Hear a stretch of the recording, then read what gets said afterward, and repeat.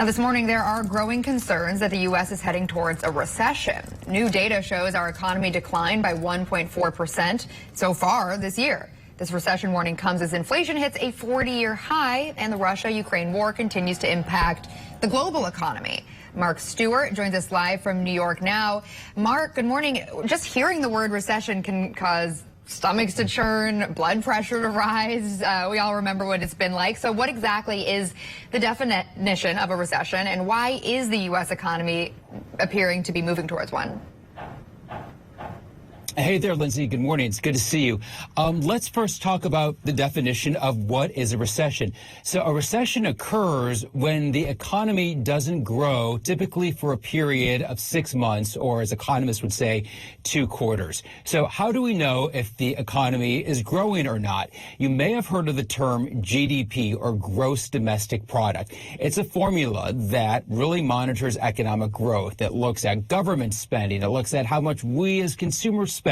It looks at what businesses are doing. It also looks at trade. Well, for the most recent quarter, there were some shortfalls, including some shortfalls in trade, and that is why economists are a bit concerned.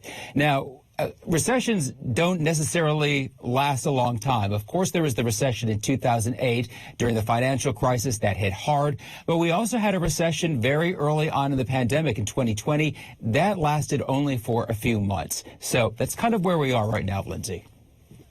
That all being said, what are economists thinking about the U.S. actually heading into a recession?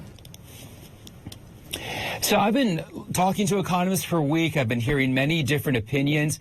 Bankers at Deutsche Bank, which is Germany's big bank, some of the bankers, some of the economists there feel that high inflation combined with the interest rate hikes could perhaps create a pretty severe recession sometime in the very near future. Other economists, though, are telling me, look, the economy has been really resilient, really strong, especially during the recovery from the pandemic. People are hiring once again. Wages are on the rise. So there are many different opinions. But then we also have the White House. Take a listen to President Biden. Here are some of his remarks from yesterday. Well, I'm not concerned about a recession. And I mean, you're always concerned about a recession, but the GDP, fell to 1.4%. But here's the deal. We're also had last quarter consumer spending and business investment and residential investment increased at significant rates, both for leisure as well as hard products. Number one. Number two, unemployment is the lowest rate since 1970. So expect to hear a lot of discussion from the White House, not only about recession, but also just about the economy as a whole and whether or not it's strong. Because, Lindsay, as you well know, in just a few months we have the midterm elections, and the economy and these pocketbook issues always are a big deal for voters. Sure. And also later this morning, we're going to be getting a closer look at consumer spending in March. So, Mark, what could that tell us?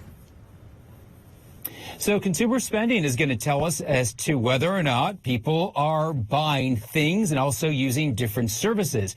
Inflation has still been a very big issue, but we also know people have been saving money. So perhaps they spent despite all of the inflation. Now, economists have been, offering lots of different predictions about all of these different data points. And in some cases, they've been spot on. Sometimes they've been wrong. I mean, this is a really unprecedented time. So we'll have to see what happens in about 90 minutes or so when that comes out. All right, we will keep an eye on it. Mark Stewart in New York reporting for us. Thank you.